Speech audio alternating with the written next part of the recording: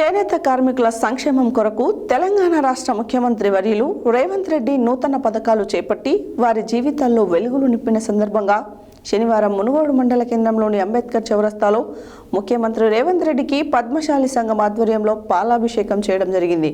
అనంతరం టీసీసీ రాష్ట్ర ప్రధాన కార్యదర్శి పున్నా కైలాష్ మాట్లాడారు. చేనేత కార్మికుల సంక్షేమం కొరకు తెలంగాణ రాష్ట్ర ముఖ్యమంత్రి వర్యులు రేవంత్ రెడ్డి నూతన పథకాలు చేపట్టి వారి జీవితాల్లో వెలుగులు నింపిన సందర్భంగా శనివారం మునుగోడు మండల కేంద్రంలోని అంబేద్కర్ చౌరస్తాలో ముఖ్యమంత్రి రేవంత్ రెడ్డికి పద్మశాలి సంఘం ఆధ్వర్యంలో పాలాభిషేకం చేయడం జరిగింది.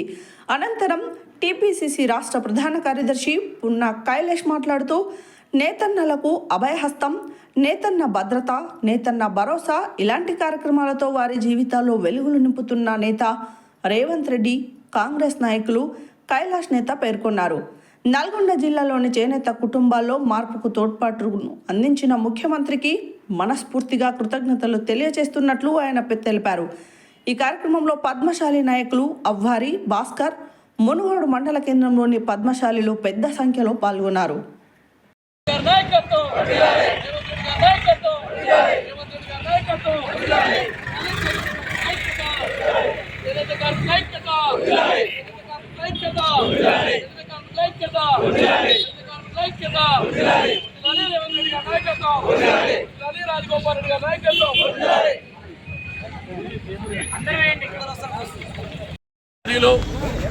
చేనేత కార్మికుల సంక్షేమం కొరకు ఈనాడు నూతనంగా 3 కార్యక్రమాలు తీసుకొచ్చినందుకు చేనేత కార్మికుల పక్షాన, పద్మశాలి చేనేత కార్మికుల పక్షాన 2 చేతులు జోడించి హృదయపూర్వకంగా వారికి నమస్కరిస్తూ ఉన్నాం. గడిచిన 10 ఏళ్లలో తెలంగాణ రాష్ట్రంలో మరి నేతన్న పేరుతోటి జరిగినటువంటి దోపిడీని తెలంగాణ ప్రజలు అర్థం చేసుకున్నారు. చీరల పేరుతోటి అవి ఎక్కడో గుజరాత్లో తయారైతే మరి వాటికి ఈనాడు ఈ రేవంత్ రెడ్డి గారి నాయకత్వంలో 290 కోట్లు బకాయిలు పెడితే వాటిని చెల్లించిన ఘన చరిత్ర కూడా ఈ రేవంత్ రెడ్డి గారి ప్రభుత్వాన్ని, కాంగ్రెస్ ప్రభుత్వాన్ని కూడా ఈ సందర్భంగా వారికి మనస్ఫూర్తిగా అభినందనలు తెలియజేస్తూ ఉన్నాం. అంతేకాదు మరి థ్రిఫ్ట్ ఫండ్ని మధ్యలో వదిలేస్తే దాన్ని పూర్తి స్థాయిలో వారికి రావాల్సినటువంటి బకాయిలు ఏవైతే నిజమైనటువంటి చేనేత కార్మికులకు మరి అందజేసే విధంగా రేవంత్ రెడ్డి గారు వచ్చిన తర్వాతనే ఆ యొక్క కార్యక్రమానికి ముందడుగుపడింది. ఇటువంటి కార్యక్రమాన్ని మళ్ళా మరి వివిధ పేర్లతోటి వచ్చినప్పటికీ కూడా అదే కార్యక్రమాన్ని ముందుకు పోతా ఉన్నాయి కాబట్టి వారికి మనస్ఫూర్తిగా ధన్యవాదాలు. అంతేకాదు ఈ జాతి బిడ్డ అయినటువంటి పేరుతోటి ఒక గొప్ప యూనివర్సిటీని తీసుకొచ్చి మరి అద్భుతమైనటువంటి టెక్నాలజీ తోటి ఈ చేనేత కార్మికుల యొక్క భవిష్యత్తులో వెలుగులు నింపడానికి ఈ రాష్ట్ర ముఖ్యమంత్రి రేవంత్ రెడ్డి గారు తీసుకున్నటువంటి నిర్ణయాన్ని ఈ జాతి పక్షాన మేమందరం కూడా స్వాగతిస్తూ ఉన్నాం. అంతేకాదు ఇవాళ అభయ అవస్థమైన పేరుతోటి, అదేవిధంగా నేతన్నకు భరోసా, అదేవిధంగా నేతన్న భద్రత పేరుతోటి ఇన్సూరెన్స్ కార్యక్రమం కానీ, సంవత్సరానికి వారికి 24,000 రూపాయలు ఇచ్చే కార్యక్రమం కానీ, అదేవిధంగా హెల్పర్స్కు 16,000 రూపాయలు ఇచ్చే కార్యక్రమం కానీ ఈనాడు రాష్ట్ర ముఖ్యమంత్రి వర్యులు రేవంత్ రెడ్డి గారు ఈ చేనేత బిడ్డల పట్ల, పద్మశాలి కార్మికుల పట్ల వారు చూపిన హృదయానికి 2 చేతులు జోడించి నమస్కరిస్తున్నాం.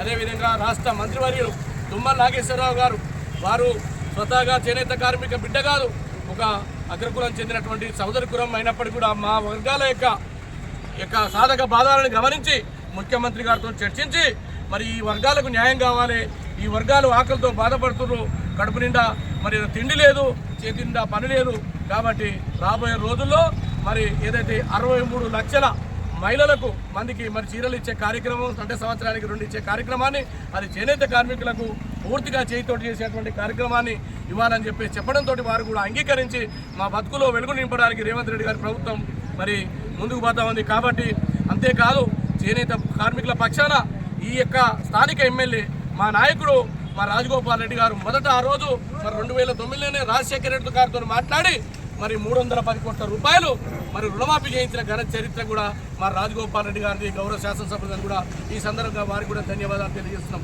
అంతేకాదు మరి ఈ సంవత్సరం కూడా మరి ముఖ్యమంత్రి గారు మన కొండా లక్ష్మణ్ బాబుజీ యొక్క జయంతి వర్ధంతుల సందర్భంగా ప్రకటించున్నారు.